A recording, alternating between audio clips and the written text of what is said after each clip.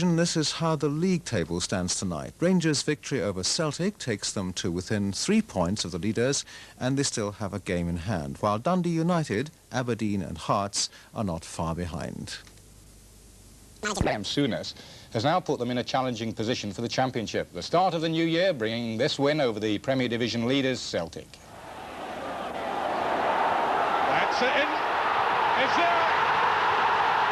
Clark has scored for Rangers. Really are playing some superb football, engineered mainly by the man spraying out that pass at the moment, Souness. Now Cooper. Ooh, it's there. Number 2, Ali McCoist. Well, a bad goal from the goalkeeper's point of view there, perhaps, David, but it began with Graham Souness. Now, his influence has been remarkable. It's maybe one of the stories of the season, what he's done. He's done remarkably. I mean, he's always had strength and skill. Now he's got the money as well. He's doing it on the field as well as off, isn't he? Yeah, of course. I don't know how more often he's going to raid England. He actually got booked for that. That's the bad side. Yeah, I think so. The strange thing is, you know, he played Rangers in a friendly pre-season, and Roberts and Souness had a little bit of a personal duel the whole 90 minutes, and it's probably out of that game that Souness gained all the respect that he's now transferred into taking. That's beautiful, though, isn't it? He's another great player who makes time for himself. And he can hit balls of, what, 30, 40 yards, this one? Yeah, glorious ball. And it is really quite an amazing story, what he's doing there, isn't it? It is. I mean, he's had the backing of a board that are very ambitious and determined to be top dogs in Scotland. Celtic possibly at the moment haven't risen to the bait and started spending themselves, but they've certainly increased the interest north of the border, and it's stimulated some interest here because people are suggesting, certainly some of the nationals that enjoy that type of thing, you know, which player's next. Yeah, well, the latest one was Graham Roberts, your man, and he had a lovely start. Yes, he had a lovely start. I mean, we see him involved in a goal last week where it's typical Graham Roberts here on the ball. Graham's a very powerful player, he can surge, and I think there was a little bit of fear of Roberts on this run. Certainly there, that should have been the goalkeeper's ball at that stage. He was sat probably too deep into his box, but Graham's brave in that situation. I mean, he's made a goal there on his debut, so he's a hero. McCoy scoring. Now, this is the other side. Now, David, do you want to put anything record straight or anything? Because you were quoted as saying, well, he's kicked a few down in England, and now he can go up there and he can kick a few up there. Now, well, you know me, Bob. Sometimes you make jokes and people don't understand your jokes. So as the chairman says to me, be careful about making too many jokes. You did it absolutely. Absolutely as a joke. I respect Graham Roberts. Graham Roberts had played very well for Tottenham Hotspur this season. The only reason I sold Graham Roberts was he's 28 coming 29. It was a very good offer. I think Archie McPherson suggested I was mean because through the press, I believe. A few weeks ago, yes, I hadn't accepted something like 300. Well, you can tell Archie that we got a little bit more than 300, and I wish Graham Roberts every success. He'd done well for Tottenham Hotspur this season and in previous seasons, and we consider that reasonable business. Well, while the Rangers fans have taken to Graham Roberts, to Terry Butcher and to Chris Woods, they've also enjoyed the exhilarating skills of a homegrown talent, one we've all admired from a distance as well, Davy Cooper.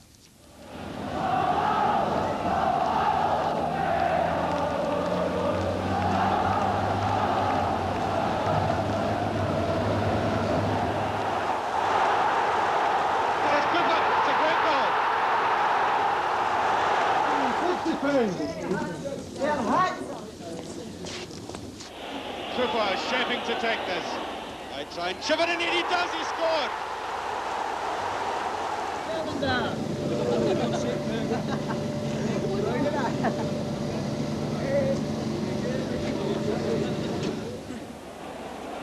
Cooper for Rangers. Beautiful performance by Cooper, and it's in, it's a goal, the equaliser. Brilliant run by Cooper. In a sport sometimes obsessed by systems and work rates, Cooper's a constant reminder that football is still essentially part of the entertainment business. His left leg conjures up tricks which makes him a favourite with those who pay to see magic, as well as sweat. And in an improved Rangers side, he's flourishing again. I think everybody's playing a lot better. Some tremendous players came to the club, and I think it's rubbing off on everyone, and the whole team's beginning to play well, so I'm enjoying it as well. It's rubbing off on me. Do you think in the past you may have been asked to do too much on your own? I mean, you've been the sort of focal point for the supporters at Ibrox. Well, maybe so. At one stage I was the only person in the international side in the team, and maybe when I wasn't doing it, maybe too much was expected at times if I wasn't going out and beating 3 and 4 men at a time. instead of just trying to do my own job. Maybe that, but there's certainly some class players, a lot better class players here now, and we're beginning to do the business. I think it's shown through. I think he's been unlucky because, with all due respect to previous managers here, he's played in teams which haven't really helped him too much. He's been playing in teams where, not saying they've been struggling teams, but teams which haven't been that attack-minded, haven't done well consistently in the league. They've been up and down, done well in a few cups and things. And players forwards like him will always rely on the ball he receives. Now this year, up to this point, he's done exceptionally well for us. We've been able to get balls out to him, balls he likes. And he's had a good year, or a good half a year. We can still be that, though, can't I? I mean, he's still got it in. Of course he can, yeah, but I'm hoping that we can get a team here where he can receive the balls and he can go on doing what he's been doing for the last 6 months. Hopefully he can do it for the next 3 years for us. Because he is a forward who needs to be in a good team, a team that's going forward. It's no good asking Coop to come back and get balls and defend and stand and defend, get tackles in. He's got to be receiving balls in the other half of the pitch and being going at people. Unfortunately, up to this point, he's been able to do that, but we're only halfway through the season. And if he can continue as he has been in the first 5 months of the season, then he'd be the player of the year for me. he developed a reputation, rightly or wrongly, as a loner, a brooder, difficult to talk to. Now Souness seems to have brought him out of his shell, but to remain firmly a supporter of the Light Blues, the side he's never wanted to leave. When I was younger, I didn't want to leave. Just my family and all my friends up here, I just didn't see that football was big enough to make me do that. I enjoyed my football here, and money wasn't a big problem to me, so I didn't really want to move. You know? So you put thoughts of, you know, your social life and your family before football in that respect? Yeah. Ever regretted it? No, not in the least. No, I'm with the best club just now, so I don't, no regrets at all. Just the thought of you, my love, my whole world turns misty blue.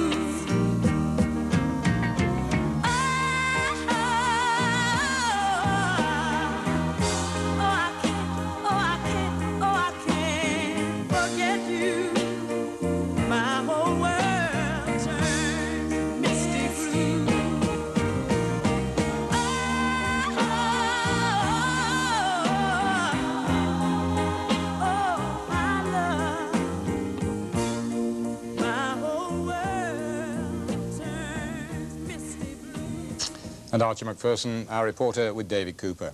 Time now for us to look back on the Focus year. Actually, do you remember how Football Focus first footed its way into '86?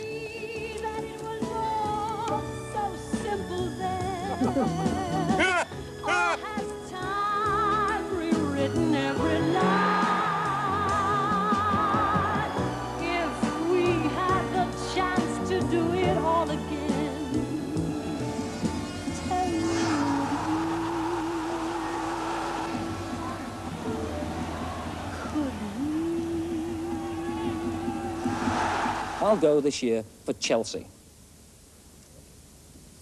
Oh. We're too good a club not to get out of the problems we're in. So you think it's just a hiccup? Yes, let's hope it doesn't develop into whooping cough, but I'm sure it won't. What we're saying to football and to everyone is that here is an opportunity to rid the game of soccer hooliganism. The bullies, the louts, the cowards, they need to be identified. And at Luton, we have identified them. Today is the first time that two English league clubs have played each other in the stadium which represents home to both of them. But we are looking at you now in the home dugout. I mean, surely you can't sit side by side tomorrow. No, exactly. We're sitting in this dugout. I think actually he's been here long enough. Time to go, lad. And a miscue by Humphrey and Machiavelli. Can he do it? It looks as though it's going in for Tony Cottee. A ball. Robson! Devonshire. And Manchester United captain Brian Robson is holding his right shoulder. 80% of the cases I've seen over the years of this type of injury, surgery is the only positive answer for a long-term person committed to a physical sport. If he fell in Mexico on a hard ground, the chances are it would go again. There certainly must be a very good chance indeed. And here it comes, the number one, top of our chart, Diego Maradona for Argentina against England in the '86 World Cup. And goal lovers, it is the second goal. He has Burchaga to his left and Valdano to his left. He won't need any of them. Oh, you have to say that's magnificent. You do indeed. A belated Christmas present from Football Focus, the top 20 goals. Across the UK, Radio 1. John? Yes, it's John Motson here, sitting in for Andy Peebles on a Saturday morning just before 11 o'clock on National Radio 1. And coming up, a request for Bob Wilson and all the Football Focus team on Grandstand. Especially for them, it's Paul Simon, You Can Call Me Out. A man walks down the street, he says, why am I soft in the middle? Maradona. Why am I soft in the middle? Going at them again. Brilliant run by Maradona. Fantastic goal. Don't want to end up a cartoon in a cartoon graveyard. Bone digger, dogs in the moonlight. Far away, my well-lit room. Mr. Beer Melon, get these mutts away from me, you know. I don't find this stuff amusing anymore. If you be my bodyguard, I can be your long-lost pal. I can call you Betty, Betty, when you call me.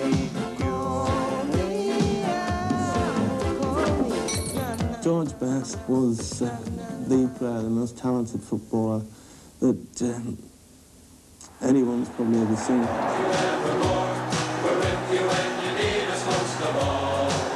Sure, we're worth an extra man when we cheer you from the stand. So come on, Northern Ireland, come on.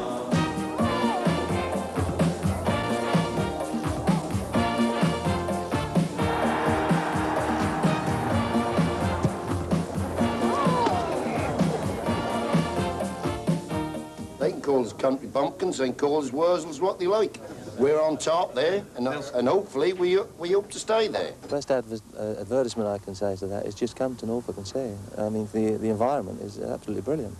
Now, that's coming from a Londoner.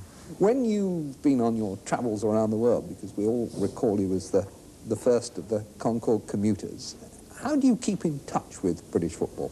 Oh, very important to find papers like the New York Times who do print the soccer results, and very, very compressed like that. And Wimbledon finally lost this first ever game in Division 1, 3-1. Going there one, chaps, and we threw it away. I'll tell you, lads, for another thing, that's life in the First Division, and you've got to learn quick. I think the Manchester Uniteds and the Liverpools and the Evertons and the Arsenals and the Tottenhams and anybody who's got money should spread it around and save the 4th and 3rd divisions. It's the chairman phoning from America. Is it all right to put it through? Yes, please put him through. Well, I just have a great interest in the sport. He's full of enthusiasm. He's not a bad keeper, but I don't think we'll play him Saturday. I don't believe it. 0-0 against Southampton half-time. Could be worse, for goodness sake. It could be worse, yeah. United could be winning by more than one. My pride's hurt. It's the first time I've been out of work since I left school. And I've been out of work for a month on board. Well, it seems to me, Bob, that chairmen and directors of football clubs now want their cake and eat it. That means to say, yes, they want to go around tapping other managers and talking to them about the job. In this case, Terry Venables. Yeah. And then they want the fella at the club to be working his heart out, doing the job, looking for new players, bringing the kids through. And I don't think that's right, you know. I don't think they realise that the fella in charge has got a few principles, and he's going to stand up and be counted, and he's going to say, look, I'm not having that. You know, I don't need your job that badly.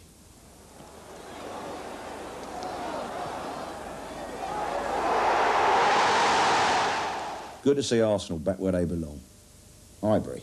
No, at the top of the First Division. Oh, Championship leaders. Yeah, great. Mind you, it's easy to spot the trouble with British football today, isn't it? Yeah, it is easy to spot the trouble if Arsenal are top of the league. What do the letters, Bob, RSVP stand for on an invitation card? Well, it's responde s'il vous plaît, which is reply if you please. Very nice. Very good. Have you had a transplant? Because you got more hair now than what you had 15 years ago. No. You've got to have had a transplant. So I managed to get a flight on an airplane. It was all taken up. And my mate said, well, he's going by car. So I said, well, I'll meet you in Rome. He says, I'll get there about a day late, you know. He said, where should I? I said, well, meet me in the Vatican, you know. He said, will you be in the bar or the parlour? I try to make a point, if I'm in the house, of getting the results at 20 to 5. Looking for results. one specific result? Well, yes, I admit I want to know how Newcastle have done, and the moment I see if they've been beaten, then I'm afraid I tend to switch off.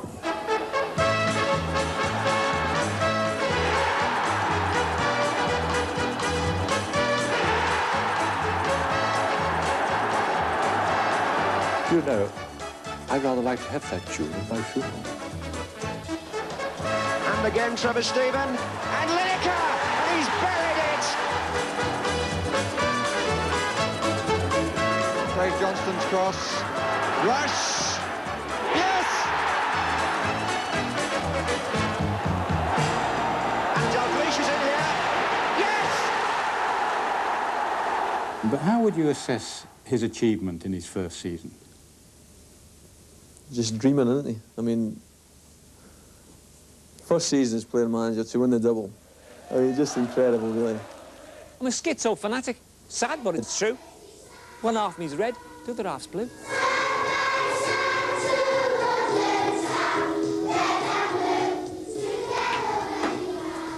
And what about that? He's a tremendous finisher. He's probably been the best now for quite a few years, and hopefully he won't score any in the final. Lineker off through the centre again. This is promising. Lineker for Everton. Saved by Grobbelaar. Lineker. 1-0 to Everton. And Rush is on the far side. Is this 3? It is!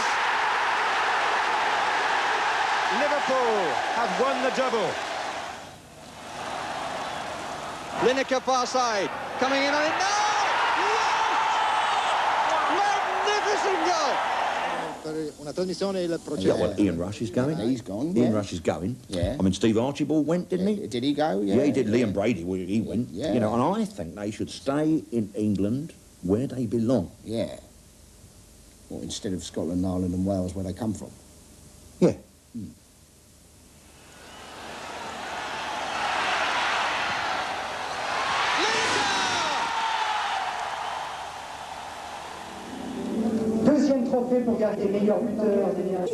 Oh, you were so close, Bob.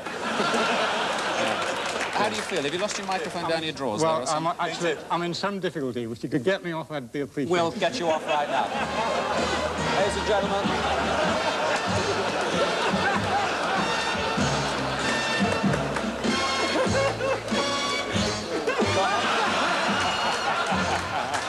Well, that's how I look back at 86. David, your own thoughts on 86 and the football season? I think it's important that we continue to be able to laugh at ourselves, Bob.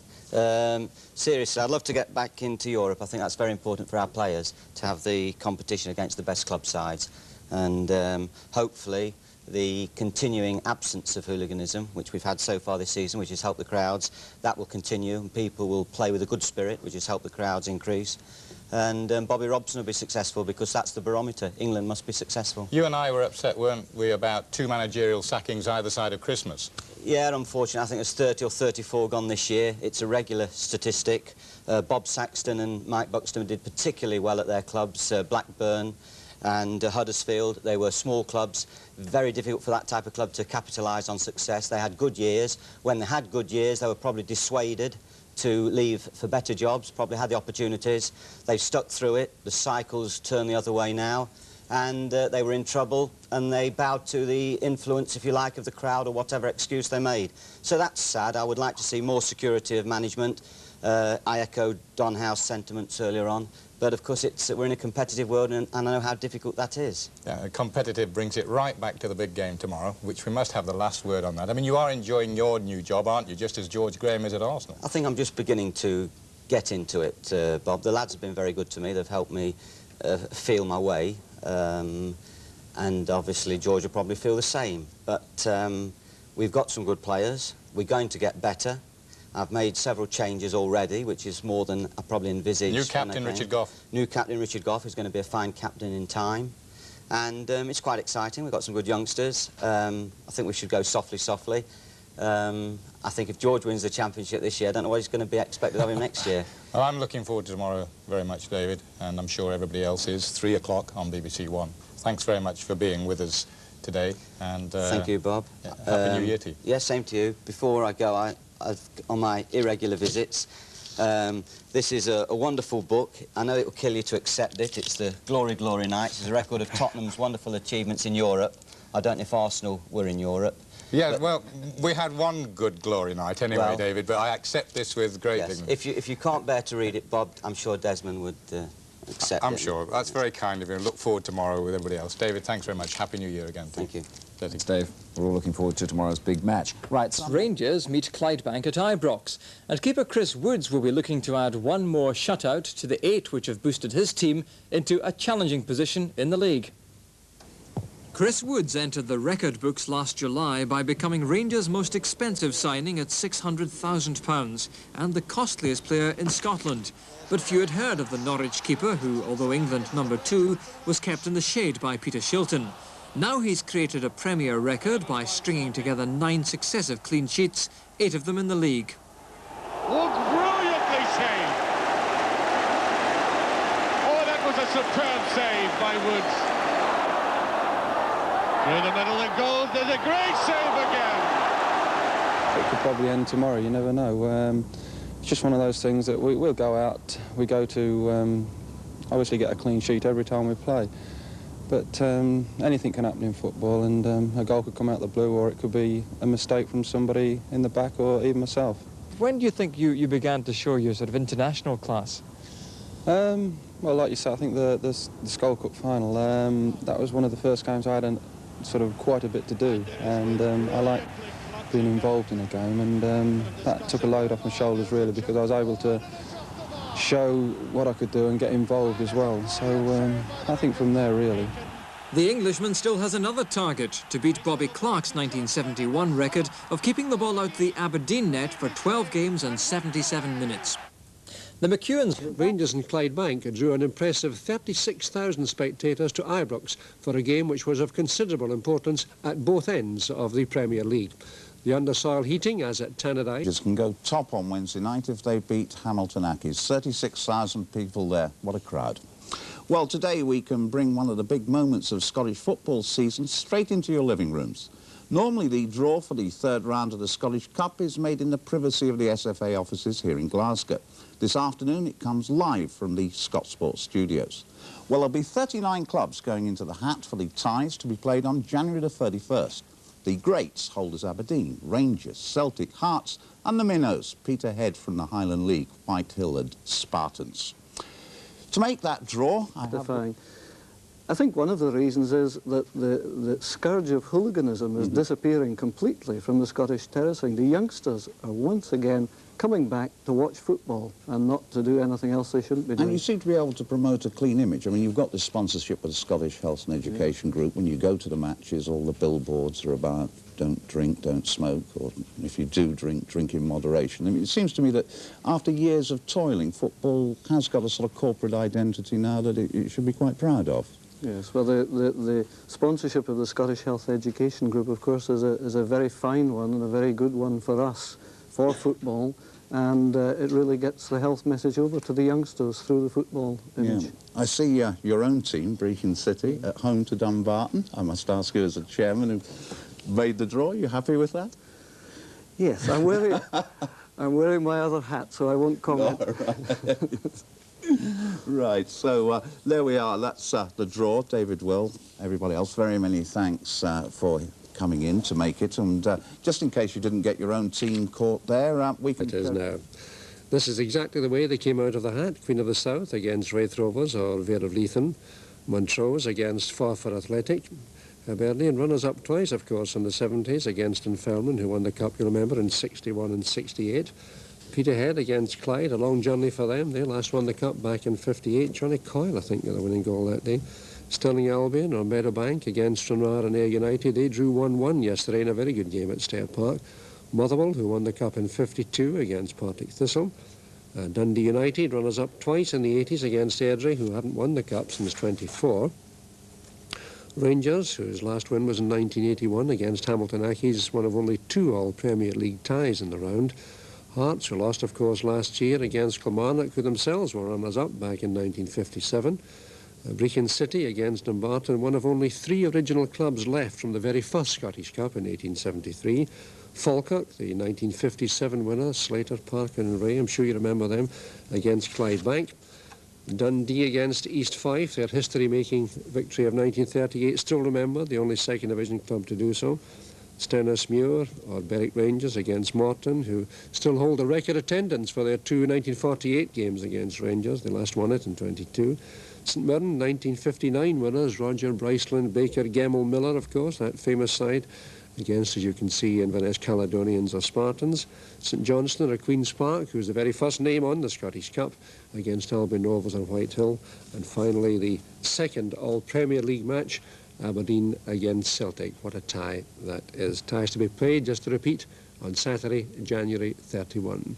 Well, we're going to take a break now. Again, in the transfer market. Meanwhile, only 3 senior league matches have survived the freeze. The details from Jim White.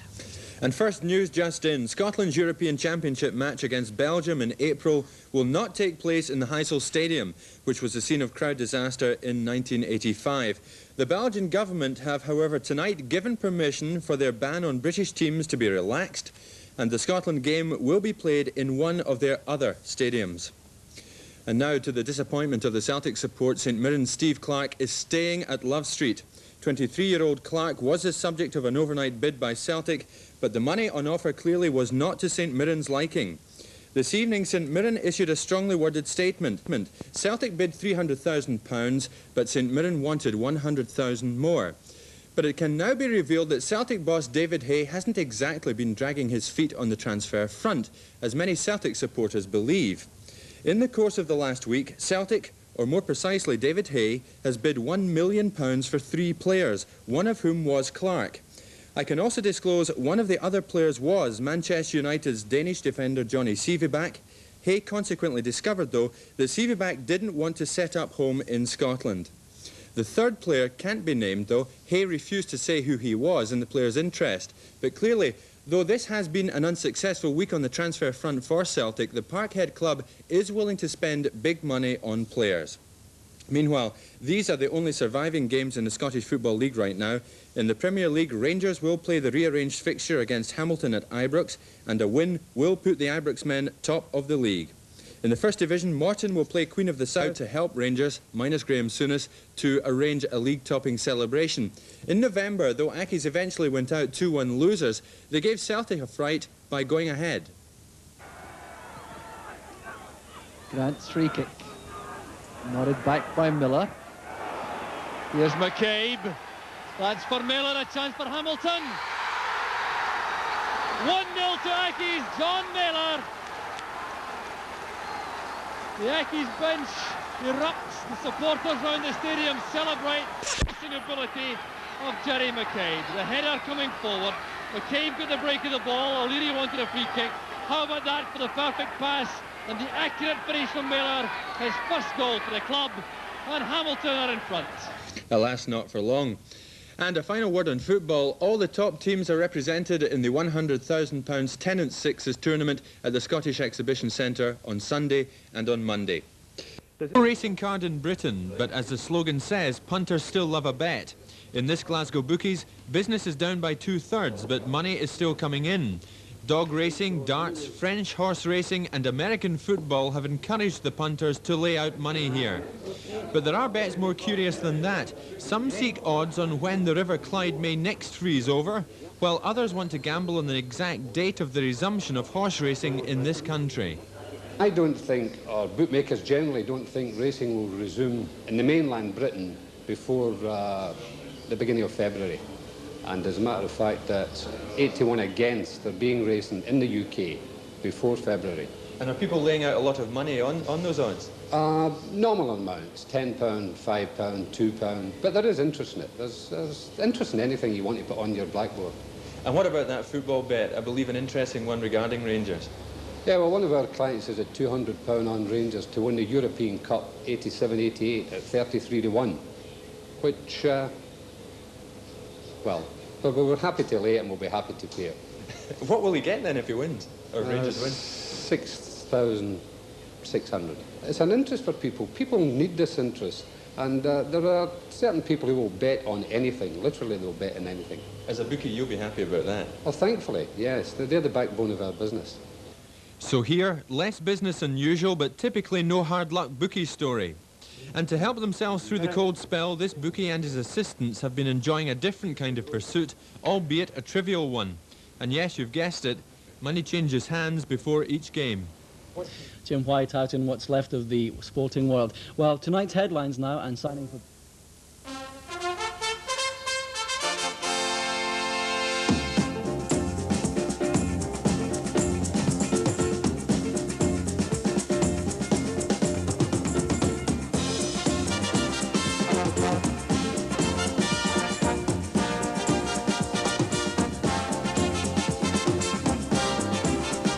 Busy programme today. We've a double helping of football action for you.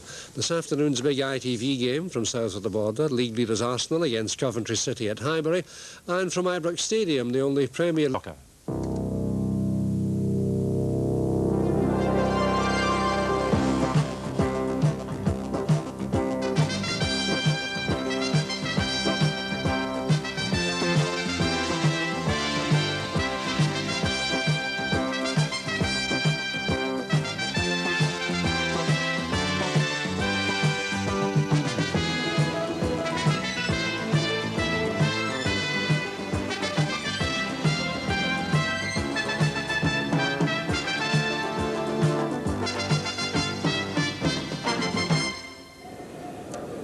Hello and a very good afternoon to you from the Scottish Exhibition and Conference Centre here in Glasgow. And with Scotland still shivering in the deep midwinter, only the fans of Rangers, Hamilton Accies, Arbroath and Cowdenbeath actually managed to see their teams in action yesterday afternoon. All that has changed though today and indeed tomorrow as well, because for the first time the Tennant Sixes features all the Premier Division sides in action, all 12 of them. And already with a huge crowd coming in here to the Conference Centre for what once again should be a feast of entertaining and most enjoyable football.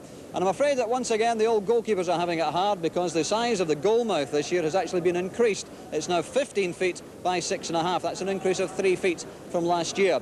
Let me give you a quick resume of the rules. That's the only real change, in fact. This checkered area in front of me must only be entered by the goalkeeper. All the other players must stay out of the area. And although it's 6 aside, each team will nominate a pool of players and can make substitutions at will. And you may in fact see the same player coming on and off 2 or 3 times in the course of a match. It's constant, it's fast, and only if the ball goes out with the perimeter will the game be restarted.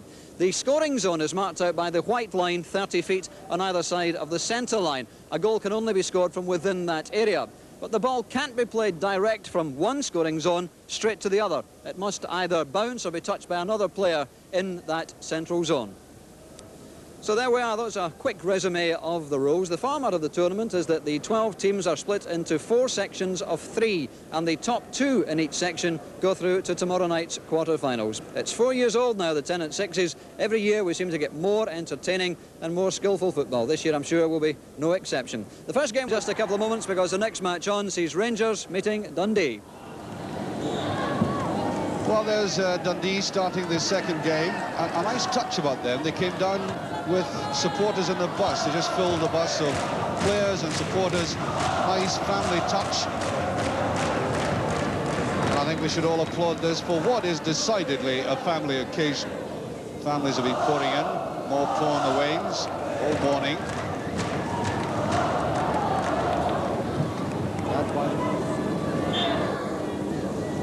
There's an attempt at a shot, a good save by Hamilton. And McCoy's. There's a shot. Roberts, and he's done it. Beautifully put in by the Rangers captain, Graham Roberts. 1-0. Not an easy chance at all. The shot by McCoist, and he took it first time, controlled it and drove it away to the goalkeeper's right. Before he could get back, 1-0.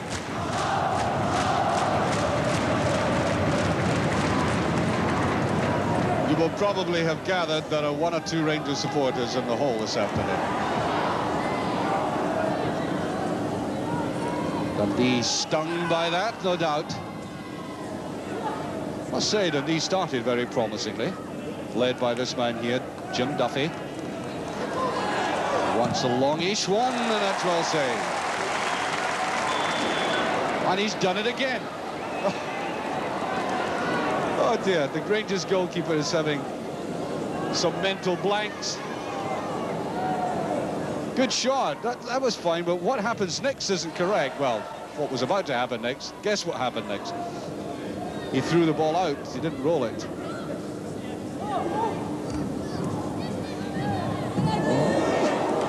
Slightly lucky that time. Well, that's careless play by Rangers, 1 each. Scorer there, Tommy Coyne. Well, he took advantage of what was a glaring mistake by the Rangers defence. Looked extremely casual.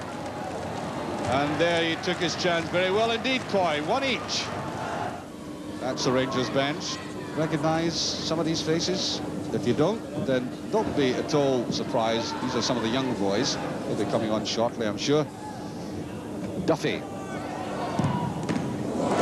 Goalkeeper did well, but he gets it in. A good recovery there.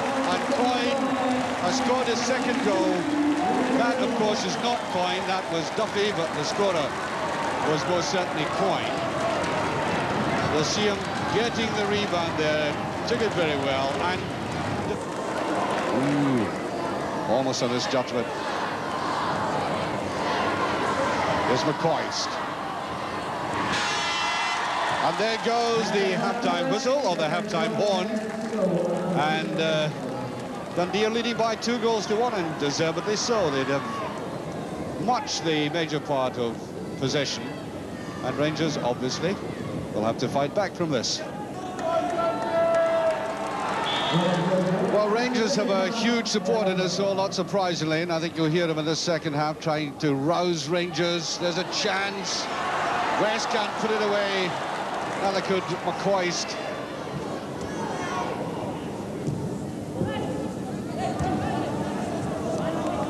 Touch back there by Vince Manny. Free kick. And it's a free kick to Rangers. Little bit of a dispute down there as to who would actually get that, but it is Rangers' free kick. Graham Roberts, Rangers goal scorer, with it. Oh, Rangers putting the pressure on now. That was Ali McCoist. First with a foot, then with a hand. Roberts. Rangers have picked up the pace a little.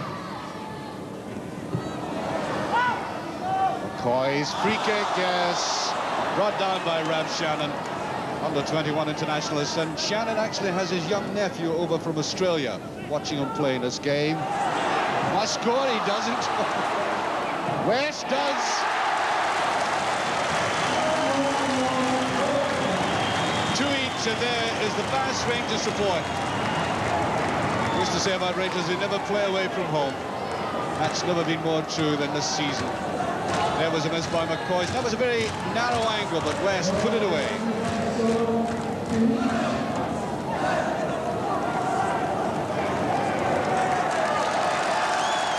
McCoy is off, and Robert Fleck has come on for Rangers. Robert Fleck has been scoring very prolifically for the Ibrox club. There's Roberts. Many.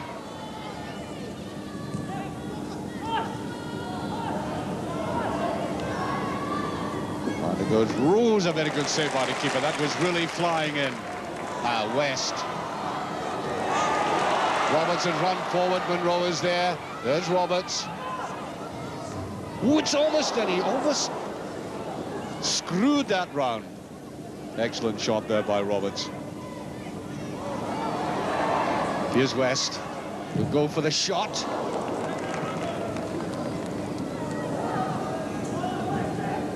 Now, if the scores are level at the end of full time, we'll go into a penalty decider. All matches are decided that way. And indeed, it was Duffy who scored from the penalty spot 3 times. That's how he got his hat-trick in the last tournament. Now he's got to roll the ball out.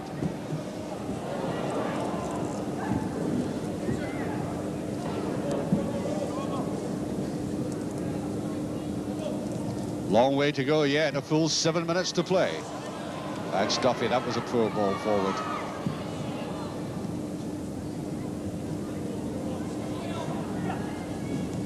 Colin Henry, too many.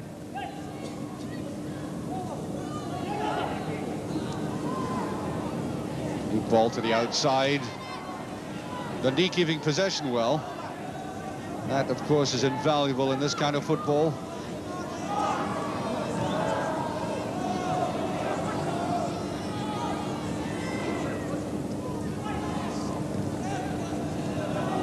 Henry. Duffy. Rangers simply letting them come forward, hoping they make a mistake for a quick break. Poor marking, and the goalkeeper got a touch to that. And there's West to Roberts. To Monroe. To Fleck. Far too slow, and here's a great chance for Dundee. Only scored, beautifully put in there by Ross Jack. 3-2. Rangers caught out again. Thoroughly deserved, all on his own. Slack ball in midfield, and Rangers thoroughly punished.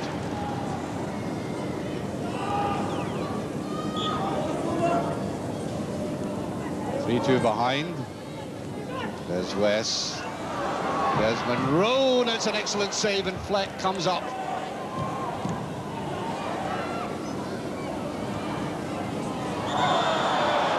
Oh, I thought that was a trifle harsh. Free kick anyway to Rangers. Dawson. Fleck.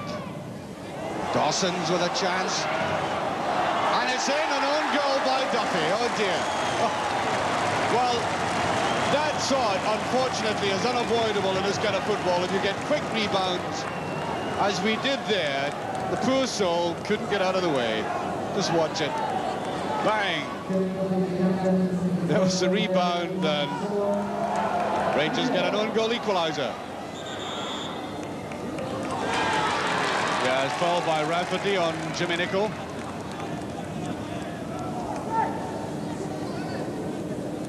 We have just under 4.5 minutes remaining.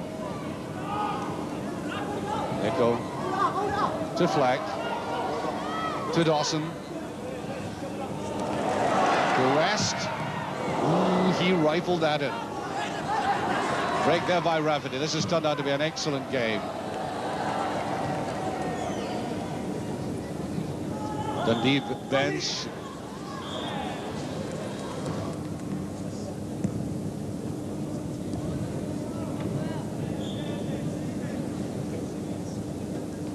That's Rafferty, and just under 3 minutes remaining. Nobody likes to go to penalties in these circumstances, but that's what we do.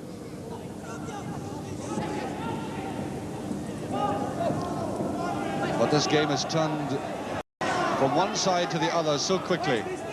Difficult to predict exactly how it'll break out. Looked like a handball, but Ali Dawson has it. Rafferty. Duffy decided to come forward. Can't get the shot in.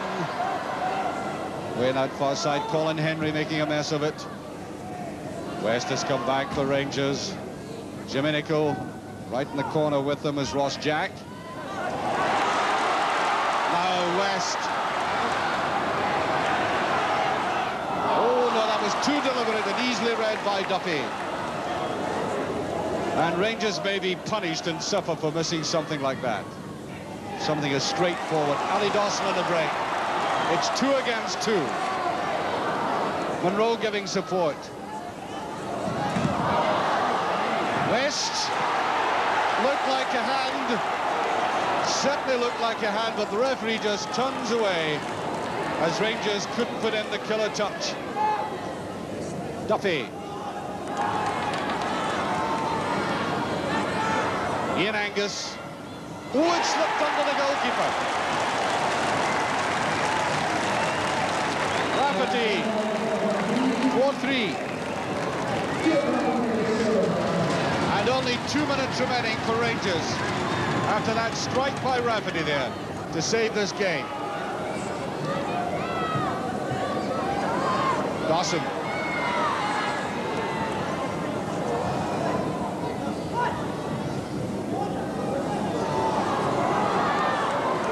Here's Monroe.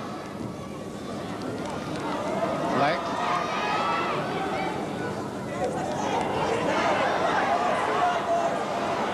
Goes West.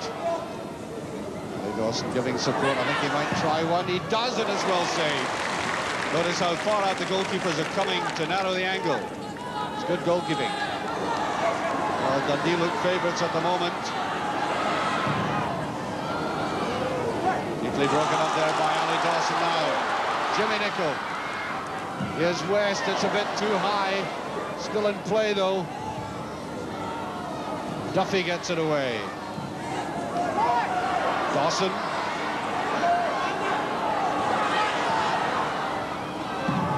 And out of touch by the goalkeeper, and wisely, because the time is ticking away for Rangers.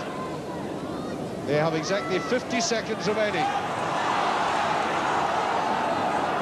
Somebody's forgotten to take this. A lot of wasting of time going on here. And there's nobody there for Rangers following up. And Dundee look as if they're going to win this one.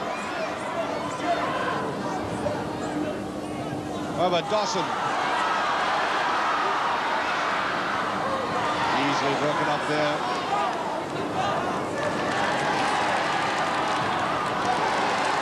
Duffy. 10 seconds remaining. Dundee need only keep possession.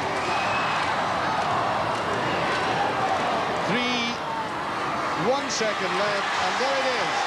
Dundee have beaten Rangers by 4 goals to 3. Rangers losing in a competition for the first time in a very long while. And that is the scoreline, and thoroughly deserved by Dundee. And there was a key man, Jim Duffy, who made the blend absolutely right.